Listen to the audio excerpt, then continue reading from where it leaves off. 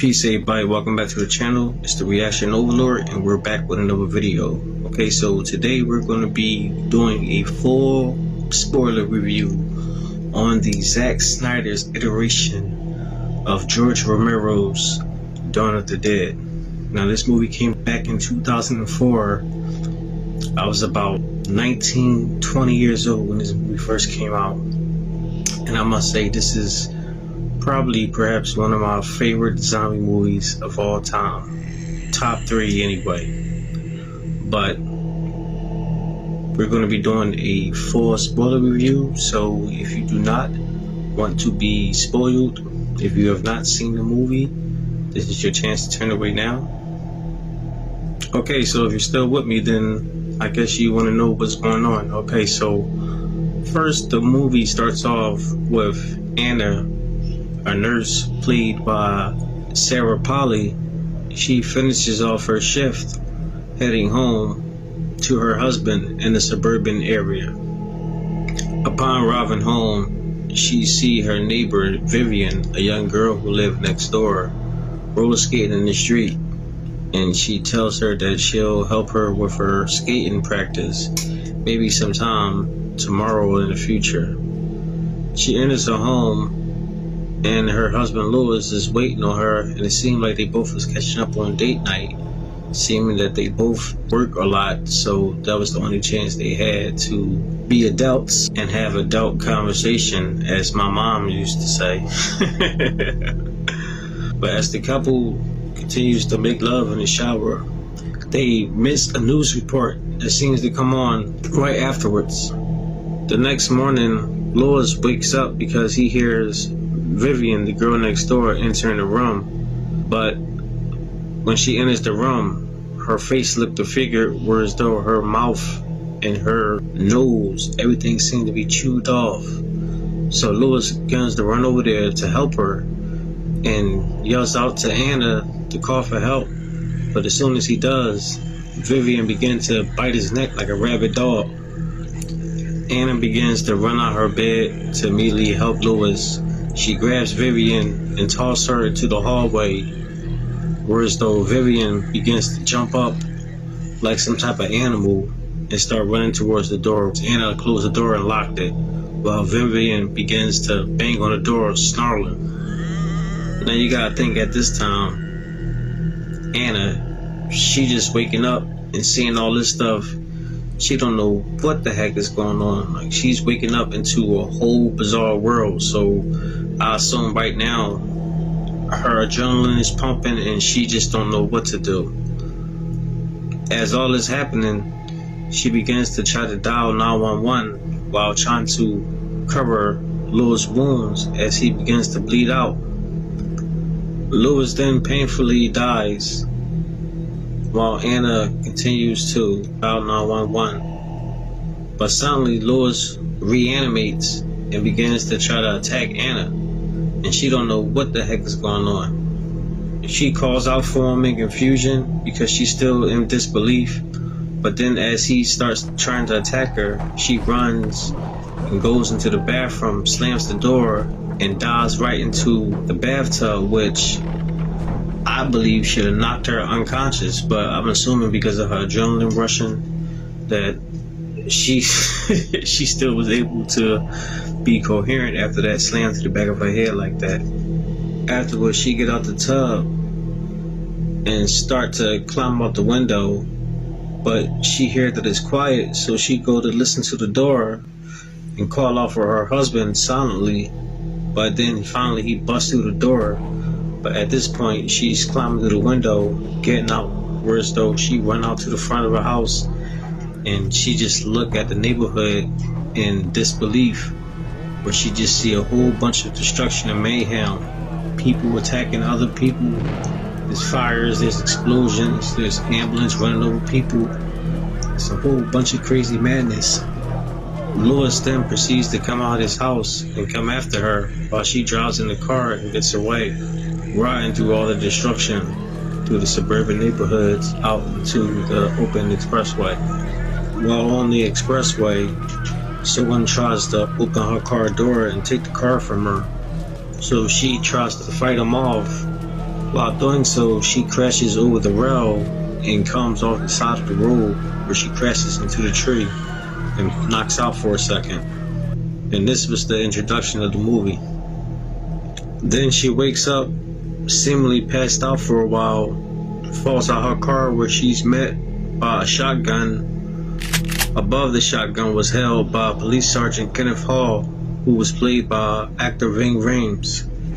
Officer Kenneth tells her to say something, for he knew that the undead cannot speak. She replies, "Please," and then they proceed to walk together to find shelter, where they were met by electronic salesman Michael, a petty criminal Andre, and his pregnant wife Luda. They then break into a nearby shopping mall and try to look for safety. As they enter the mall, they then separate to make sure that all doors and windows were locked and secured. So Andre checked one way, Michael checked another, while Officer Kenneth stayed with the ladies. Michael checked a nearby sporting goods store, where he was attacked by a zombie maintenance man, where Kenneth and the ladies were attacked by a zombie security guard. The zombie security guard slightly bit Luda on her arm and then attacked Kenneth, and they both fell inside the fountain. Anna picks up Officer Kenneth's shotgun, shoots the zombie security guard, and they were able to escape onto a nearby elevator leading upstairs to the upper level of the shopping mall, where they were met by 3 security guards: Bart, Terry, and CJ. CJ, who seemed to be the leader of the security guards, him and Bart suggest that the group go out and find another place to hide, but Terry insists that they help and stay. After negotiations, they agreed to let them stay under the guise that they were able to surrender their weapons. They then split into groups to secure the mall. On the roof, they used paint to write SOS messages to any passenger, helicopters, or planes flying by.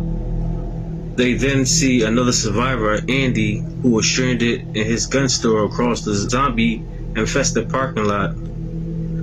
They return back inside, where they see a broadcast from a television featuring a group of police officers burning the corpses of zombies, and instructs the viewers to shoot zombies in the head to kill them quickly, prompting the survivors to heed this advice. And if you notice, the actor who played the police officer who were telling everyone to shoot in their head was none other than Tom Savini, who played in the original George Romero Dawn of the Dead as one of the bikers invading the mall. That night, CJ then locked the group inside of a home furniture department store, where the group slept uncomfortably all night, listening to the snarling zombies that was growing more and more outside the mall. The next day, Anna convinced the nice security guard Terry to use the restrooms. While doing so, they seen the security cam of a delivery truck carrying more survivors entering the lot, pursued by dozens of zombies. Up on the roof, CJ ordered them to go back to their cell, but they insist to help the survivors and let them inside. CJ and Bart didn't want them to come inside because they said that they could possibly be letting more infected people inside, which in retrospect, CJ was right. But Anna, Officer Kenneth, and Michael, they insist, so they overpowered CJ and Bart with the help of Officer Terry, the security guard, locking CJ and Bart up inside of the cell that was made for the security room. Michael and Andre pulled off a daring attempt to try to save the passengers to bring them inside, but Anna already had a plan for them to come inside via the roof. Now the survivors have more people with them, and this group include a woman named Norma, Steve, Tucker, Monica, Glenn, Frank and his daughter Nicole, and another woman who is too ill to walk, so she is wheelbarrowed inside, only to die soon after, but reanimate seconds later and tries to attack Anna. But Anna then acts quickly and stabs the woman in the head with an iron fire poker. After this, the group realizes that it was the bite. Bites kills them, and the bites brings them back. The bite is what spreads the disease. When Andre hears this, he soon goes to check on his pregnant wife Luda, who was bitten earlier by the zombie security guard. But he keeps this information hidden, a secret from his wife and from the rest of the group, endangering them all. Frank, who has been bitten, elects to be isolated until he reanimates. After he dies, Kenneth shoots him. Then a montage happens where it appears to be a course of several days or perhaps several weeks of Officer Kenneth and Andy. They start a friendship by way of messages written on the white card and also playing chess. A romance buds between Anna and Michael, as well as Nicole and Terry. Everything seemed to be going good, as well as it can be throughout the face of the apocalypse. But then one night, while the group was having dinner, the power goes out. The groups get startled because they think that zombies were entering the mall, but Michael ensured that it was just the power going out, and all they need to do is go downstairs and turn on the emergency generators. So he elected CJ and Bart to go down and turn on the generators, but Officer Kenneth soon comes behind them and leads the pack. Turning on the emergency generators, they find a dog named Chip. Also, a bunch of zombies attack them, and they kill Security Officer Bart, forcing the others to douse the zombies in gasoline and set them ablaze. Meanwhile, all this is happening, Luda, tied up by Andre, dies while giving birth. She reanimates and killed by Norma, who was checking up on them. This makes Andre snap. He exchanges gunfire with Norma, and the two kill each other. After hearing the gunfire, the group comes to investigate what happened, finding Andre, Luna, and Norma dead bodies lying on the ground, with Andre holding a zombie baby, and Anna shoots it, reluctantly killing it.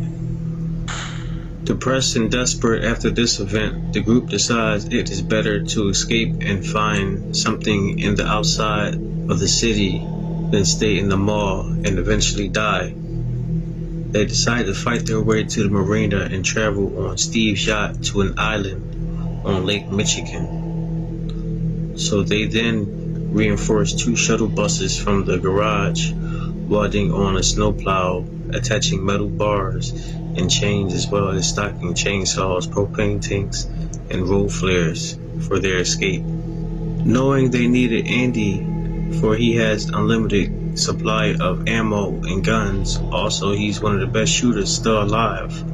To keep him from starving, the group straps some food onto Chips, the dog that they found in the parking garage, and lower him into the parking lot where the zombies have no interest in animals. Chips enters Andy's store safely through a small slot, but one of the zombies held the slot open after Chip went in, and a few zombies went inside, biting Andy. Nicole, who lost her entire family throughout the zombie apocalypse, desperate to keep her dog Chip alive, pursued Chips and snuck off and took a truck over to the Andy gun store, where she crashes to the side of the building but makes it safely inside. But now she is also pursued by a zombified Andy, who seemed to instantly turn after his attack from the zombies that entered the gun store. A group of them reach the gun store via the sewers, kills Andy, and rescue Nicole. They grab ammunition and go back to the mall. Along the way, Tucker breaks his leg, and in his request, CJ shoots him in the head because zombies were attacking Tucker and he knew he was about to transform. Once back inside the mall, they are unable to lock the door because Steve temporarily abandoned his guard duty, and zombies stormed the mall, forcing an evacuation early. So they all ran on the elevator, escaping to the garage to get to the transport buses. Escaping the mall, they were met with hundreds of thousands of zombies who tried to trample over their buses. So CJ threw a propane tank out into the crowd of zombies, shoots at it, and causes a huge explosion, which temporarily incapacitated the zombies and they were able to drive off. While speeding through the zombie-infested city, Glenn loses control of a chainsaw and accidentally kills Monica in the chaos. Their bus crashes, killing Glenn as well. Steve tries to flee on his own, but is then ambushed by a zombie who's hanging on to the back of the bus and killed by the zombie. Soon the rest of the zombies catches up with them, so Anna kills zombified Steve and retrieve his boat keys, and they then escape to the marina. Still being pursued by the zombies, they crash into the docks at the marina, trying to find which boat is Steve so they can make their escape. The zombies catches up with them, attacking CJ. They bite him, so CJ sacrifices himself by detonating a propane tank so the others can escape. After the huge explosion, there was a barrier between the zombies and the survivors, where they were able to get on Steve's yacht, except for Michael, who was bitten by a zombie when they were attacked trying to escape the city. A heartfelt goodbye was said by Michael and the remaining survivors. While they sailed off, Michael shot himself in the head on the docks before he was able to transform. Footage from a camcorder found on the boat shows that the group went out of supplies and they arrive at an island and get attacked by a swarm of zombies. Then the camcorder drops, leaving their fate unknown. Man, this was a great movie. I'm telling you, if y'all haven't seen it, y'all gotta go check this one out. This is one for the books. Still considered a cult classic. It seemed like it's only getting better with time, especially with a whole bunch of new iterations that's coming out using CGI.